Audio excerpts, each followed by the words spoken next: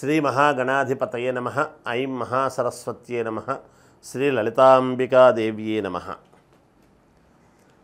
రాశిఫలాల కార్యక్రమములో భాగంగా అక్టోబరు మాసము అంతా కూడా 12 రాసుల వాళ్లకు ఎలా ఉండబోతుంది, ఏమిటి అనేటువంటి వివరాల గురించి ఇప్పుడు మనము తెలుసుకుంటున్నాము. అయితే గురుగ్రహము వృషభములో నుండి మిథునములోకి రావటము ఒక రకంగా ఆలోచన.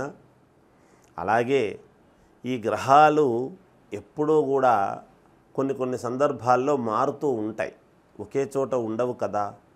అందువలన ఆ గ్రహాలు ఎప్పుడైతే మారుతూ ఉంటాయో ఆ మారిన దాన్ని బట్టి రాసుల వాళ్ళ యొక్క జీవితాలలో మార్పులు కూడా జరుగుతాయి. అందరూ ఏమనుకుంటారంటే, ఫలానా నక్షత్రము నాడు పుట్టాము కదా, మరి నక్షత్రాన్ని బట్టి రాసులు ఏర్పడతాయి. అయితే ఈ నక్షత్రములో పుట్టిన వాళ్ళ యొక్క గుణగణాలు ఎలా ఉంటాయి అనేటువంటివి తెలుస్తాయి. ఆ మనిషి యొక్క ఇది ప్రవర్తన అది తెలుస్తుంది. ఏది? నక్షత్రాల వలన. రాసుల వలన తెలిసేది ఏమిటి అని అనుకుంటే, అతని జీవితము ఎలా నడుస్తుంది, ఏమిటి, ఆ గ్రహస్థితులు ఎలా ఉన్నాయి, ఏ లగ్నంలో పుట్టాడు, ఆ లగ్నము నుంచి మిగతా గ్రహాలన్నీ కూడా ఎక్కడెక్కడ సంచరిస్తూ ఉన్నాయి, గోచార రీత్యా అనేటువంటి పదము వస్తుంది మనకప్పుడు. అంటే మనము పుట్టినప్పుడు ఏ లగ్నం అయింది, ఆ లగ్నానికి మన జాతకంలో లగ్నకుండిలో గ్రహాలు ఎక్కడెక్కడ ఉన్నాయి, లగ్నకుండలిలో ఇప్పుడు గోచార రీత్యా నడుస్తూ ఉండేటువంటి వింశోత్తరి దశలలో ఏమేమిటి, ఇవాళ ఎక్కడుంటున్నాయి గ్రహాలు, రేపు ఎల్లుండి అంతా వచ్చే మాసం అంతా ఎక్కడికి మారుతూ ఉన్నాయి. ఆ మారేదాన్ని బట్టే కదా మన జీవన గమనము కూడా మారుతూ ఉంటుంది. అందుకనే ప్రతి వాళ్లకు ఒకే రకమైనటువంటి జీవితం ఎప్పుడూ ఉండదు.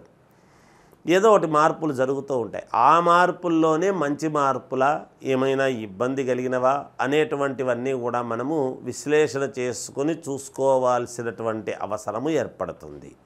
అలాగే మొన్నటిదాకా కుజ గురువులు ఇద్దరూ కూడా వృషభములో ఉండేటువంటి దాని వలన ఒకటి, తర్వాత ఇప్పుడు మిథునములోకి గురువు వచ్చాడు కాబట్టి ఇప్పుడు ఇచ్చేటువంటి యోగాలు, శని వక్ర దృష్టిలో ఉన్నాడు కాబట్టి ఇచ్చే దృష్టిని బట్టి, ఆ యొక్క చూసేటువంటి విధానాన్ని బట్టి జరిగే యోగాలు, శుక్రుడు స్వక్షేత్రగతుడై ఉన్నాడు, ఒక వెలుగును ప్రసాదించేటువంటి శుక్రుడు. అంటే కళ్యాణము కావాలన్నా, ఏదైనా యోగాలు రావాలన్నా, మంచి జరగాలన్నా ఇవన్నీ కూడా గురు శుక్రుల యొక్క అనుగ్రహము. మిగతా గ్రహాలు కూడా వాటి ఇది ఉంటాయి.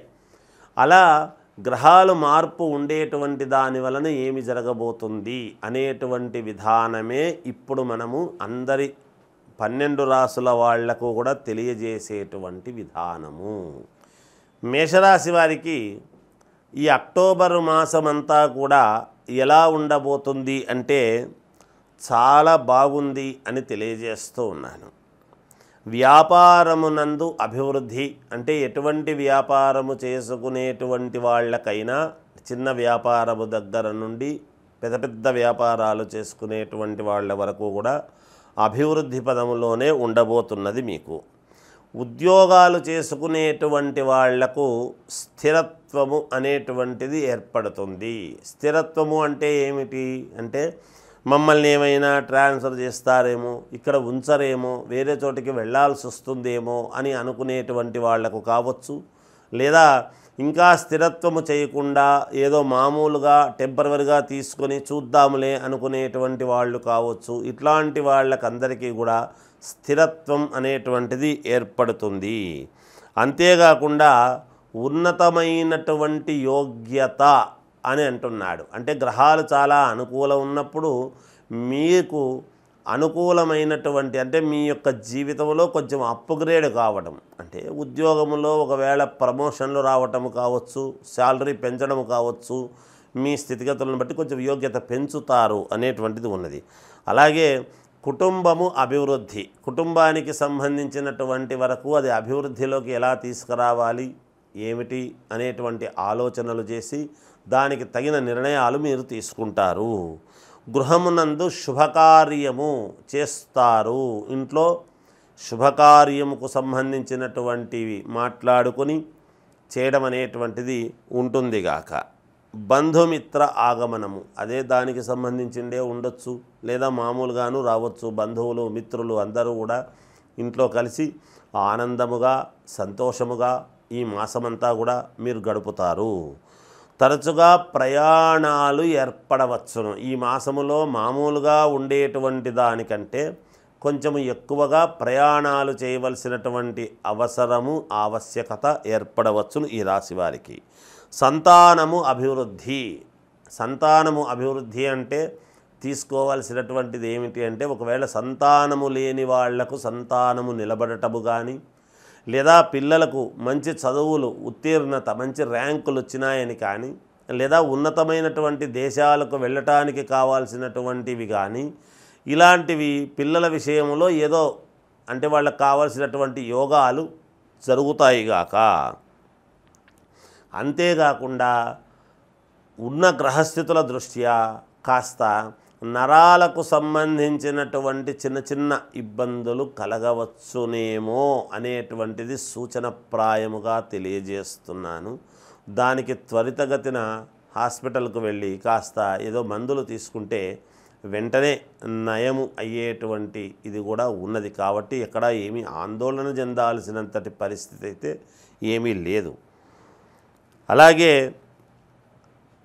చిన్నపాటి అనారోగ్యము అంటున్నాము కానీ ఏదో పెద్దగా ఉంటుందని ఎవరేమీ బాధపడక్కర్లేదు.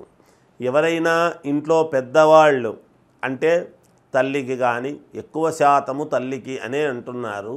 ఎందుకు అంటే ఉన్న గ్రహస్థితుల దృష్ట్యా ఎవరికైనా తల్లికి అనారోగ్యముగా గనక ఉంటే ఈ మాసములో పూర్ణ ఆరోగ్యవంతురాలై బాగుపడుతుంది, మేలు జరుగుతుంది అని. అంతే, ఏమి ఇబ్బంది లేదు.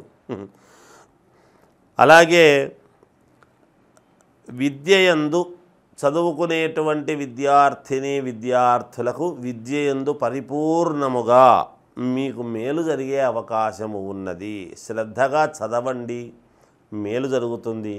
ఏది ఏమైనా ఇంకా మాకు అద్భుతమైనటువంటి ఫలితాలు కావాలి, మా రాశి బాగుందంటున్నారు కానీ మాకు జరగడం లేదు అనేటువంటి ఆలోచన ఉంటే మీకు అనుకూలమైనటువంటి అయ్యగారుల దగ్గరనో మీకు అనుకూలమైనటువంటి వాళ్ళ దగ్గర మీరు మీ జాతకాలు చూపించుకోండి, మంచి జరిగేట్టుగా చేసుకోండి, మేలు జరుగుతుంది. చిన్న చిన్నవి ఎవరి జీవితాల్లోనైనా ఉంటాయి, దానికి తగిన పరిహారాలు చేసుకుంటే తప్పకుండా మేలు జరుగుతుంది గాక.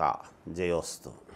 12 రాసుల వాళ్ళు కూడా మనకు దైవానుకూలము చేత ఈ శారదా శరన్నవరాత్రోత్సవాలు వస్తున్నాయి. అంటే మనకు దసరా పండుగలు వస్తూ ఉన్నాయి 10 రోజుల పాటు. ఈ 9 రోజుల పాటు కూడా అన్ని రాసుల వాళ్ళు మీకు మేలు జరగటానికి, అంటే మీరు అనుకున్నటువంటి పనులు నెరవేరటానికి, మీరు ఏ పని చేసినా ఇబ్బందులు ఉన్నాయి అనేటువంటి ఆలోచన లేకుండా ధనము కావాలన్నా, ఉద్యోగాలు రావాలన్నా, వివాహము కావాలన్నా, లేదా ఉన్నతమైనటువంటి స్థితికి ఎదగాలి అన్నా, ప్రమోషన్లు రావాలన్నా, అలాగే విదేశాలకు వెళ్ళాలనుకున్నా, ఏది ఉండినా సరే ఏవో కోరికలు ఉంటాయి, అనేక రకాల కోరికలు ఉంటాయి.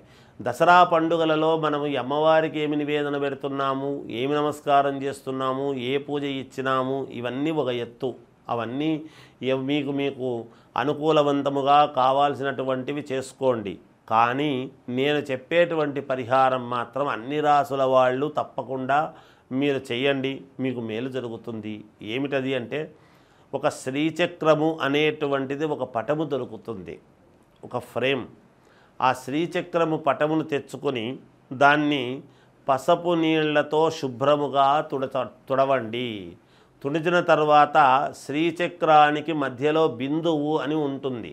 ఆ బిందువు దగ్గర మనము గంధము ఎలా అయితే పెడతామో తీసుకొని ఒక చుక్కలాగా, అలాగా ఆవు పేడ అంటే గోమయం, ఆ ఆవు పేడను అక్కడ చుక్కగా పెట్టి దాని మీద పసుపు పెట్టి దాని మీద కుంకుమ పెట్టండి. అలా దేవుడి యొక్క మందిరము కానీ లేదా దేవుడిది మనం ఎక్కడుంటే అక్కడ పెట్టుకొని దాని మీద లక్ష్మీ అష్టోత్తరము, మహాలక్ష్మీ అష్టోత్తరం, ఓం ప్రకృతై నమః, ఓం వికృతై నమః అని ఉంటుంది. అలా అష్టోత్తరము అనేటువంటిది సాయంకాలము 5 గంటల నుండి 7 గంటల లోపల ఎప్పుడైనా చేయండి.